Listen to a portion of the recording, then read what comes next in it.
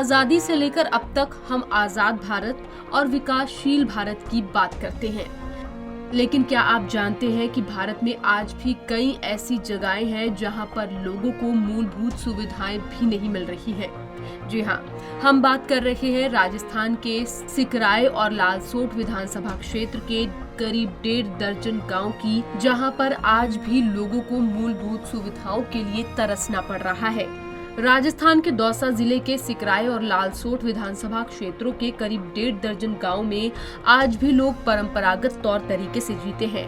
आजादी के 73 साल बाद भी इन गांवों तक सरकारी योजनाओं का पूरा लाभ नहीं पहुंच रहा है।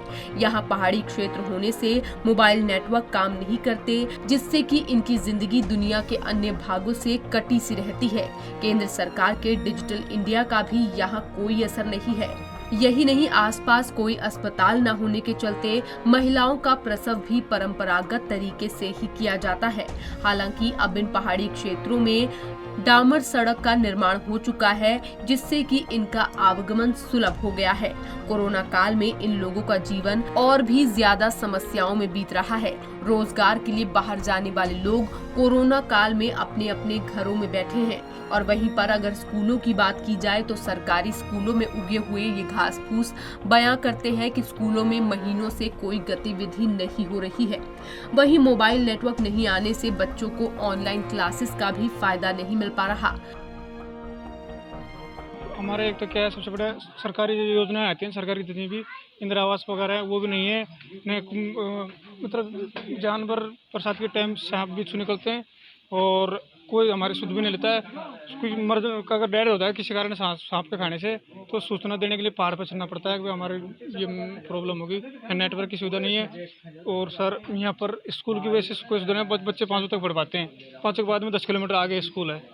तो सर जनप्रतिनिधि यहाँ पर सर कोई है जो बिल्कुल इलेक्शन टाइम आते हैं सर, उसके बाद में कोई बिल्कुल शक्ल नहीं रखता है। यहाँ पर कोई भी शक्ल ही नहीं रखती उनके आगे। तो सुन, ये अपनी परसालाल मीणा है और ममता भूपेश है सर हमारी। यहाँ के लोग आज भी पशुपालन कर अपना जीवन यापन कर रहे हैं, और इन दूर दराज के गांव में उच्च अधिकारी और मीडिया तक भी पहुँच नहीं पाता। ऐसे में जमीनी हकीकत उच्च स्तर तक नहीं पहुँचती। इसी क्षेत्र की जिम्मेदारी महिला एवं बाल विकास मंत्री ममता भूपेश, उद्योग मंत्री प्रसादीलाल मीणा की है, सांसद जसकौर मीणा की। लेकिन ग्रामीणों का आरोप है कि ये लोग चुनाव के दौरान किए गए वादों को पूरा नहीं करते हैं।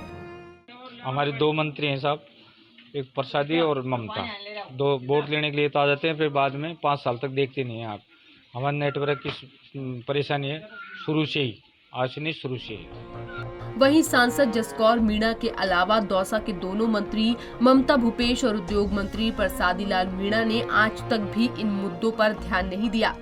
सांसद जसकौर मीणा ने पिछले साल मीडिया में इस मुद्दे को संसद में भी उठाया था, लेकिन नतीजा वहीं ढाक के 3 पात रह गया।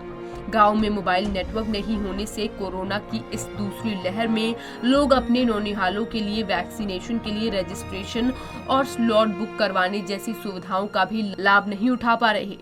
हमारे यहाँ 2 मंत्री हैं, परंतु एक बार भी हमारे गांव को आकर नहीं देखा कि ये कौन सी कंडीशन में है, क्या परेशानी है। बस वोट पड़ते हैं, जब इलेक्शन का दिन आता है तब भी आऊँ, फिर वापस चले जाते हैं। अब गरज निकलता है। चुनाव के बाद नहीं आए? नहीं।